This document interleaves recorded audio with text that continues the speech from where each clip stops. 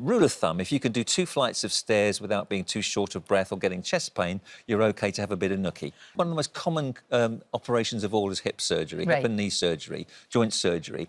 And one of the most common questions people ask is not when can I drive again, which is usually 6 weeks, and following the physio's advice, but it's when can I resume romance, you know, Valentine's Day tomorrow, when can I have sex again? So what you don't want to do after a hip operation, which is usually very successful, is to dislocate that new hip. So you don't want to be swinging from the chandeliers, that's for sure.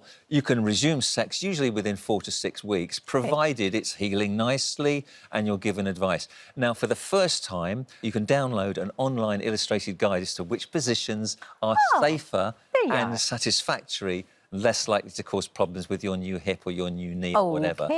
And because it's a question that's so often an embarrassing question and people won't ask the doctor or the physio, it's actually quite good to get that anonymously, download the information you can just do that. and go from there. And it'll be on our website where you can get that. Do you know what? That's a really good idea. And I mean, you talked about hip surgery, but it could be, you know, it's any sort of type of knee surgery. Absolutely. You know, as you're getting a wee bit older and all of that. And heart, I mean, if someone's had a heart attack surgery, and they don't need any further surgery, they're just recovering it from the medical point of view, then the advice usually is, rule of thumb, if you can do 2 flights of stairs without being too short of breath or getting chest pain, you're OK to have a bit of nookie. So that would be general advice. And of course, cardiac rehabilitation is really good to give you the confidence to do these things.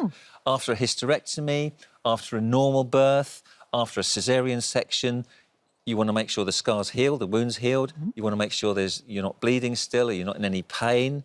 And usually, again, after the 6-week checkup, you're probably OK to go. However, after childbirth, your hormones might not want to make you conducive to being in the mood. Your libido might be lower. That makes sense. As opposed to during pregnancy when it might be higher.